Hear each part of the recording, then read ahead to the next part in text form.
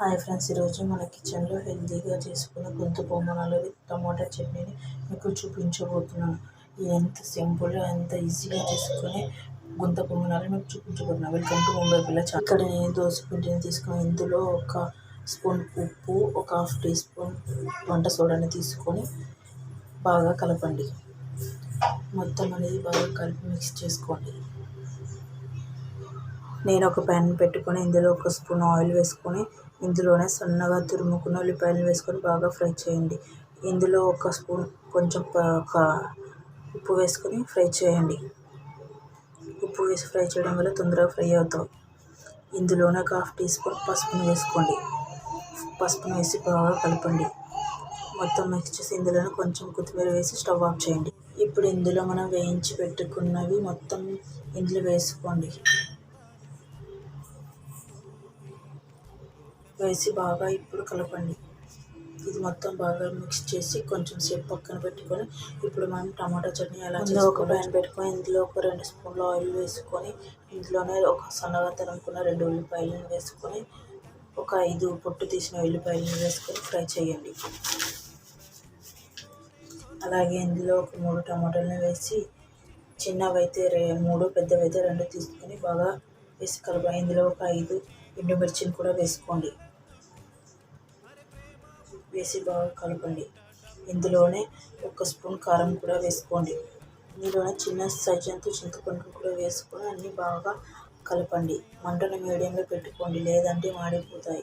మంటను మీడియంలో పెట్టి మొత్తం బాగా ఒక 5 నిమిషాలు ఫ్రై చేయండి. పక్కనే ఉన్న బెల్ ఐకాన్ని క్లిక్ చేసి సబ్స్క్రైబ్ చేసుకోండి.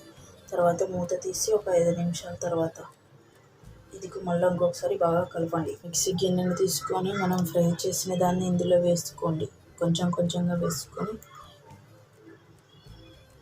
ఇందులో కొంచెం బెల్లం వేయండి. బెల్లం అనేది టమాటో చట్నీలో చాలా టేస్ట్గా ఉంటుంది.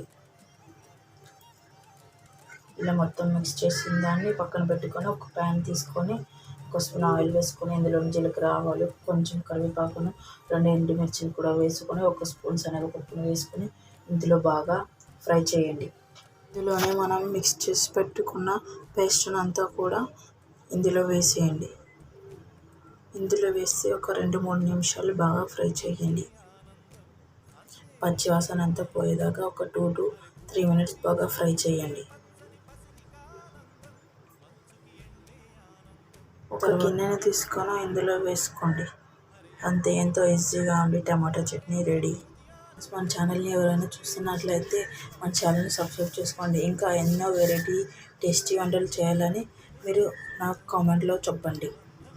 స్టవ్ ఆన్ చేసుకున్న తర్వాత నేను గుంత పొంగనాలు పెన్నం పెట్టుకొని ఇదిగోండి. పెన్నం బాగా వేడెక్కినాక ఇందులో ఆయిల్ అంతా అప్లై చేసుకోండి. ఇలా ఆయిల్ అప్లై చేసిన తర్వాత ఇందులో మనం ఇందాక కలిపి పెట్టుకున్న పిండిని తీసుకొని మనం ఇదంతా చిన్న చిన్నగా ఇందులో వేసుకోండి. అంతాను ఈ గుంత పొంగనాల్లో అన్నిట్లోని వేసుకొని బాగా ఫ్రై చేయండి. దీనిని ఒక మూత పెట్టుకొని ఒక 5 నిమిషాలు ఫ్రై చేసి మూత తీసి తర్వాత ఒక స్పూన్తో కానీ ఇలా అన్నీ కూడా తీసుకొని తిప్పుతూ ఇదిగోండి మళ్ళీ కింద వైపు కూడా తిప్పి ఒక 2 నిమిషాలు ఫ్రై చేయండి. ఇలా పైనకి కిందికి తిప్పడం వల్ల లోపల బాగా ఫ్రై అవుతుంది. ఇలా మొత్తం అన్నీ టర్న్ చేసుకున్న తర్వాత ఒక 2-3 minutes ఇలాగే మంటను మీడియంలో పెట్టి ఫ్రై చేయండి. తర్వాత ఒక స్పూన్తో ప్లేట్లోకి తీసుకొని సర్వ్ చేసుకున్నామంటే ఎంతో టేస్టీగా ఉండే గుంత పొంగనాలు రెడీ.